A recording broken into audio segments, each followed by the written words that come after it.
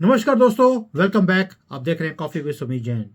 दोस्तों, सनातन धर्म को खत्म करने की इंडी अलायंस वाले बातें करते हैं और मैं आपको गारंटी देता हूं कि जो सनातन है यही इंडी अलायंस का काल बनने जा रही है। मैं आपको पूरी डिटेल में बताऊंगा। मैंने बड़ी वीडियोस बनाई हैं जब से राम मंदिर बना है उसके बाद, कि इंडी अलायंस के अंदर पेट में गैस कैसे बनती जा रही है और बढ़ती ही जा रही है। अब तो कई लोगों ने पलटना भी शुरू कर दिया है इंडी अलायंस में से। बात शुरू करते हैं राम लल्ला की प्राण प्रतिष्ठा से। वो काम हो गया, बड़ी कोशिश करी कि ये ना हो। कितने तो सुप्रीम कोर्ट में ये केसेस लेके चले गए, लेकिन सुप्रीम कोर्ट को भी मुझे लगता है आहिस्ता आहिस्ता अकल आनी शुरू हो गई है जब से हमने इन करप्ट सुप्रीम कोर्ट के और हाई कोर्ट के जजेस के ऊपर वीडियोस बनाने शुरू करे हैं। और उन्होंने एक बार हमें मैसेज भी भेजा कि भैया थोड़ा सा संभल के हमारे अगेंस्ट बोला करो, आप कुछ ज़्यादा ही ओवर हो रहे हैं। तो मैंने भी बोल दिया sir, it was just bad in taste. जैसे आपने राहुल गांधी को बोला था कि भाई it was just bad in taste, otherwise कोई बात नहीं। आपने अगर सारे मोदी जो कम्युनिटी है उसे चोर बोल दिया है तो it was just bad in taste, तो जो मैंने बोला वो भी आप अंडर बैड इन टेस्ट भूल जाइए, क्या दिक्कत है आपको। तो उसके बाद इनका बेशर्मों का कोई आंसर आया नहीं है। मैं वेट कर रहा हूँ, लेकिन जी भर के ये जो सारा प्रतिष्ठा हुई है इसके बाद जी भर के कांग्रेस हो विपक्ष हो, इन्होंने भगवान राम का अपमान भी किया।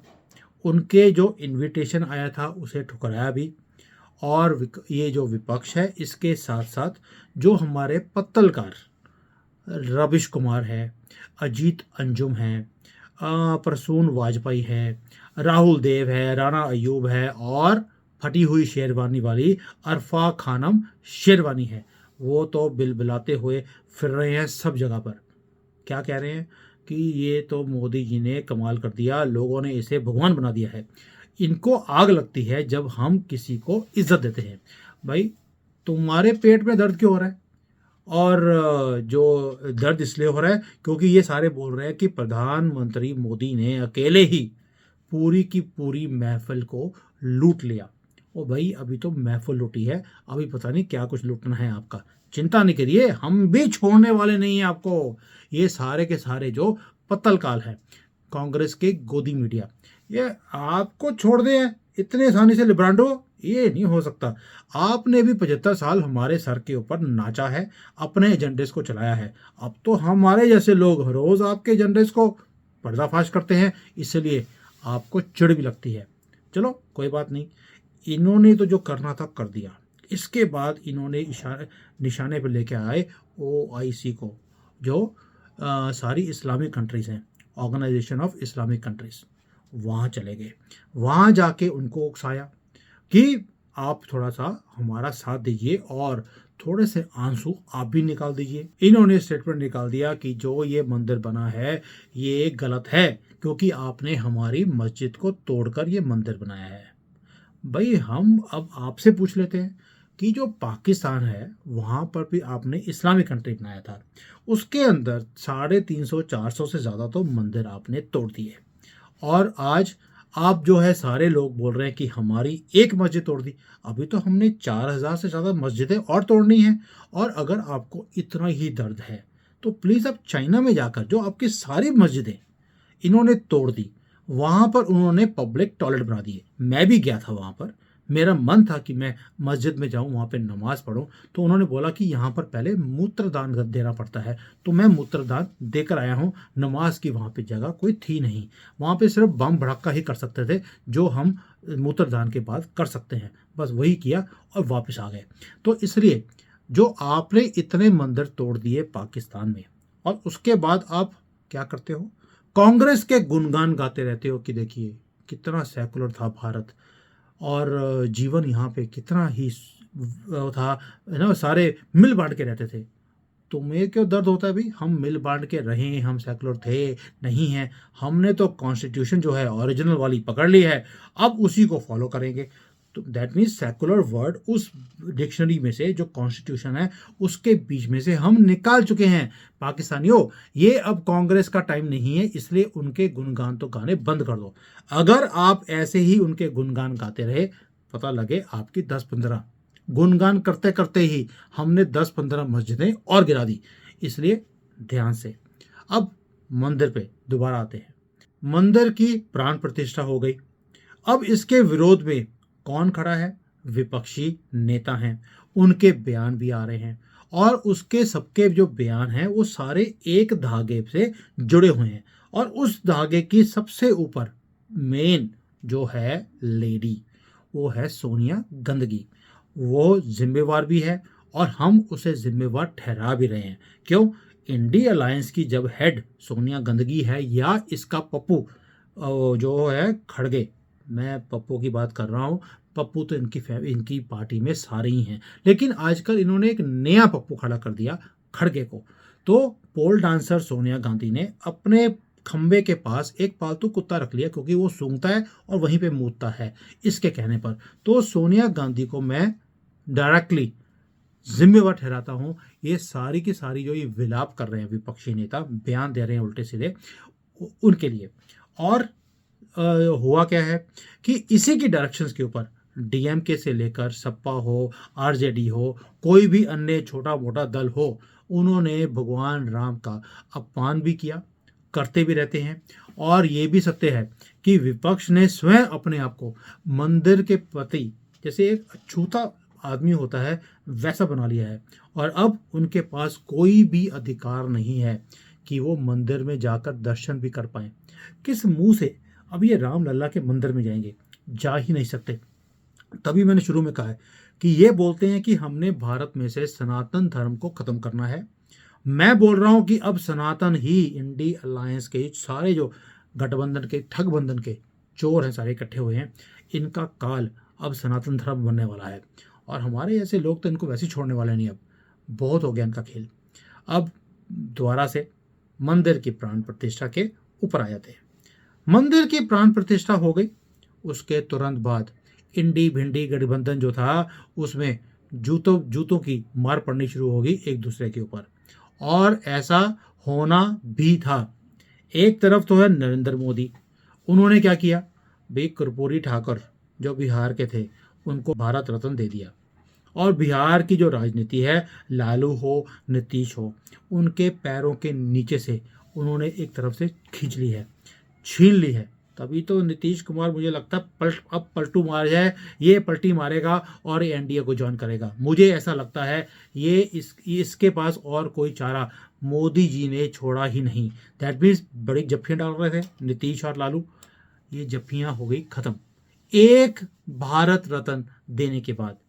और दूसरी तरफ ममता ने कांग्रेस को बंगाल से ठोकर मारकर अकेले चलो का नारा दे दिया और इसकी तो जो यात्रा थी राहुल गांधी की वो होने ही नहीं दी बंगाल के अंदर।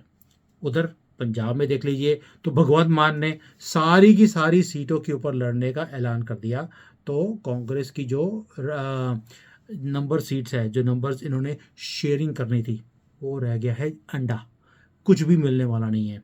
और जो हमारे थे संजय रावत, उन्होंने बोल दिया कि हम तो 23 सीटों से कम मानेंगे ही नहीं।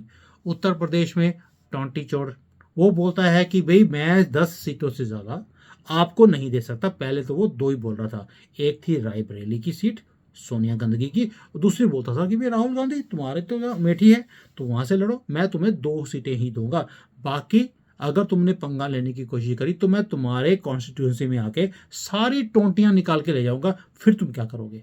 तो इसलिए अखिलेश ने भी मुंह फेर लिया है कांग्रेस से। अब इतना क्लेश होता है, अगर इतना क्लेश होता तो ठीक था, लेकिन अधीर रंजन चौधरी वो तो कह रहे हैं कि ममता जो है वो पागल हो गई है, हम जो कांग्रेस है भीख नहीं मांगेंगे और हम अपने दम पर सारी सीटें जीत जाएंगे और जो ममता है इसे हम खुश करने के लिए कोई भी काम नहीं करेंगे। और साथ में अधीर रंजन चौधरी ने यह भी बोल दिया कि मोदी को खुश करने के लिए ममता ने अकेले लड़ने का निर्णय किया है। क्यों? क्योंकि इनका जो भतीजा है ममता का, अभिषेक बनर्जी, वो सीबीआई की केस में लटका हुआ है और ममता को लगता है कि अगर वो अकेले लड़ेगी, इंडी अलायंस में नहीं जाएगी, तो सीबीआई उसके भतीजे को छोड़ देगा और इसका जो ट्रैक रिकॉर्ड है, सारे के सारी चीज़ें बाहर आती जा रही हैं एक एक करके, वो निकलनी बंद हो जाएंगी। 24 के इलेक्शन के बाद जो होगा देखा जाएगा।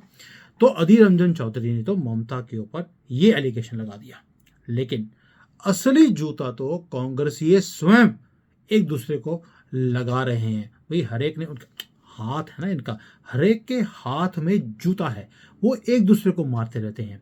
अभी जो अधीर है, रंजन चौधरी है, वो तो ममता के लिए उल्टी सीधी बातें बोल रहा है, और जयराम रमेश जिसकी शक्ल इंदिरा गांधी से पता नहीं क्यों इतनी ज़्यादा मिलती है, वो जो क्या कह रहा है, दीदी आप बड़ी बहन है, आप तो गठबंधन है, आपके बिना गठबंधन की हम कल्पना कर ही नहीं सकते। अब आप बताइए, वो तो दीदी दीदी बोल रहा है और अधीर रंजन चौधरी जो है वो बोलता है, और दीदी समझती क्या अपने आप को, हम उसके बिना ही लड़ लेंगे, हम तो ले जाएंगे, ये तो चोर है, ये तो मोदी के साथ मिली हुई है। अब आप सोचिए, अधीर रंजन चौधरी सही है, जयराम रमेश सही है, और अगर ममता इंडी अलायंस से अलग हो गई, इसका मतलब है इंडी बिंडी गई खत्म, इसका टाटा बाबा हो जाएगा। जैसे राहुल गांधी कई बार अपनी वीडियोस में बोला है, मोदी का तो टाटा होने वाली है, वैसे ही उसकी टाटा होने वाली है इंडी अलायंस की। ये तो मैंने समझा दिया कि सारा कुछ अभी तो हमारा एक मंत्र बना है, एक मंत्र जिसको ये खत्म करने की बातें बोलते थे। उसके बाद इनकी सबकी टाटा फिश ऐसी हुई है कि ये एक दूसरे के साथ जूतम जूत हो रहे हैं आज की डेट में। इसके अलावा अभी गेम खत्म नहीं हुआ है दोस्तों। इसके अलावा जो कांग्रेस के महासचिव हैं सचिन पायलट, उन्होंने भी एक स्टेटमेंट दे दी कि जो सीट बंटवारा है, इसके लिए गठबंधन में शामिल जितने भी दल हैं उनको कुछ ना कुछ कुर्बानी देनी होगी। अब मैं पहले पूछता हूं आपको, टीएमसी ने ठेंगा दिखा दिया, सीपीआई सीपीएम जो है उनकी तो कोई औकात बंगाल में बची नहीं है, ना ही उनकी केरला में कोई औकात है, वो भी झुकने को तैयार नहीं है। एनसीपी जो है महाराष्ट्र में, वो बहुत लिमिटेड लेवल पर रह गई है। अब दैट मीन्स जो आपका केजरीवाल था उसने मना कर दिया, टोंटी ने मना कर दिया, रह कौन गया, रह गई कांग्रेस। तो जितनी भी कुर्बानी देनी पड़ेगी वो आएगी कांग्रेस के हिस्से में। दैट मीन्स जो सीटें छूटनी है वो कांग्रेस को ही छोड़नी पड़ेंगी, और कांग्रेस एक जो क्षेत्रीय दल होते हैं उससे भी कम सीटों पर लड़ेगी पूरे देश के अंदर। आप सोच सकते हो, कांग्रेस का नाम और निशान मोदी जी ने बिना लड़े खत्म कर दिया एक मंदिर बनाने के बाद। इसको बोलते हैं विपक्ष, इसको बोलते हैं इंडी अलायंस, और इसको बोलते हैं मोदी जी का मास्टर स्ट्रोक। विपक्षी जो लोग हैं वो अभी राम मंदिर के सदमे से उबर भी नहीं पाए हैं और उलझे हुए हैं, आपसी झगड़ों में भी और क्लेश में भी। और उधर मोदी जी फ्रांस के राष्ट्रपति मैक्रोन को घुमा रहे थे जयपुर की सड़कों पर, रोड शो कर रहे थे, उसे यूपीए बेच रहे थे। और आप देख लीजिए दोनों के बीच में फ़र्क कितना है। वो अपनी कैंपेनिंग में नेशनल एंड इंटरनेशनल दोनों में लगे हैं, सारे पत्ते उन्होंने हाथ में रखे हुए हैं। कभी किसी को भारत रत्न दे रहे हैं, कभी फॉक्सकॉन के चेयरमैन मिस्टर यंग, उसको भी इन्होंने एक अवार्ड दे दिया। अब दुनिया भर के जितने बड़े बड़े बिजनेसमैन हैं, अवार्ड किसको नहीं चाहिए, वो सारे भारत में मोदी जी के पास आएंगे, सर हम भी फैक्ट्री लगाना चाहते हैं, तुसी दसो करना की है। अब आप बोल सकते हैं कि मोदी जी तो मस्ती से घूम रहे हैं बेफिक्र होकर, he is doing his work, और ये सारे चोर ये अभी एक दूसरे के साथ जुतम जुत हो रहे हैं कि भाई सीट शेयरिंग किसने करनी है। ये सनातन को ख़त्म करेंगे, ये खुद ही ख़त्म होने वाले हैं। और ख़त्म कौन करेगा, आप और मैं मिलकर, सनातनी है। जय हिंद, वंदे मातरम, जय Shri Ram. Hi there. If you liked the video, please don't forget to smash the like button, subscribe to our channel, and activate the bell icon so that you receive all notifications whenever we upload a new video. Thanks for watching.